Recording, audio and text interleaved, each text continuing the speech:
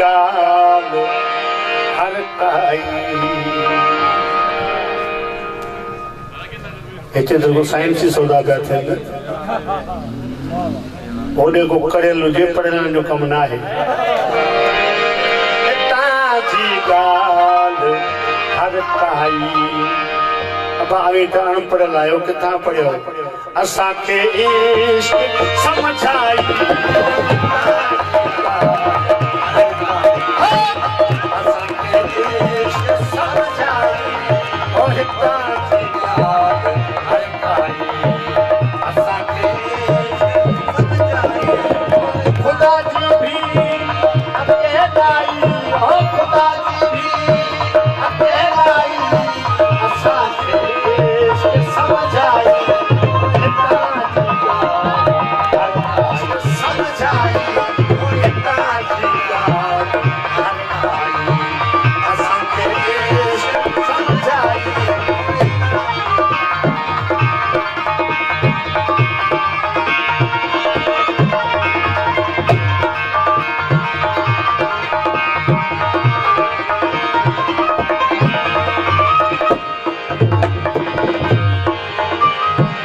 रुगो हिकु मंझ सभु आहे,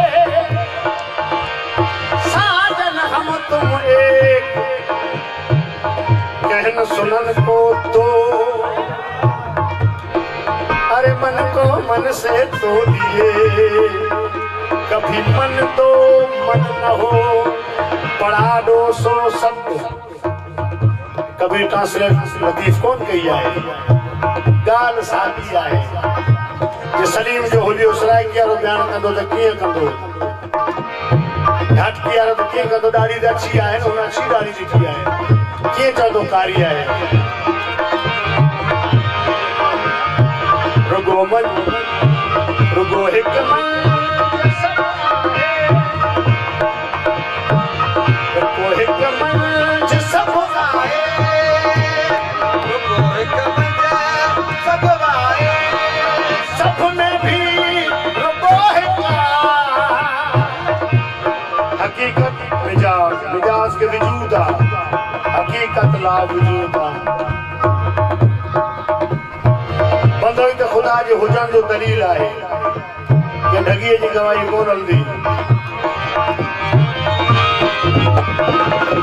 हिकु मंझ सभु आहे,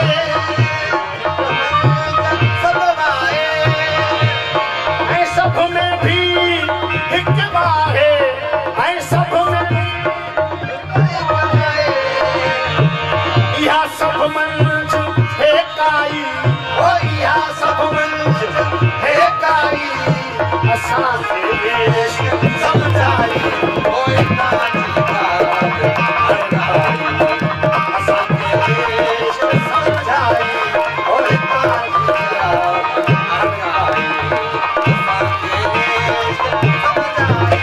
ओ खुदा जी भी अकेलाई, ओ खुदा जी भी तन्हाई, असांखे इश्क समझाई, ओ हितां जी ॻाल्हि हर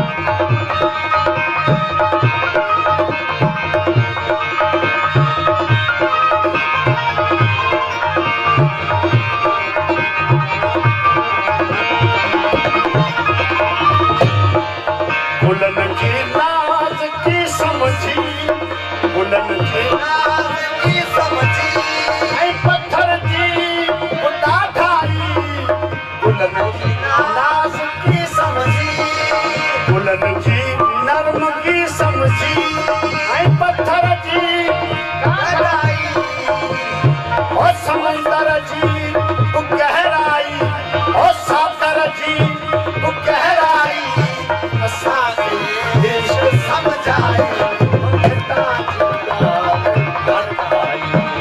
असांखे देश समझाए और हितां जी यादि असांखे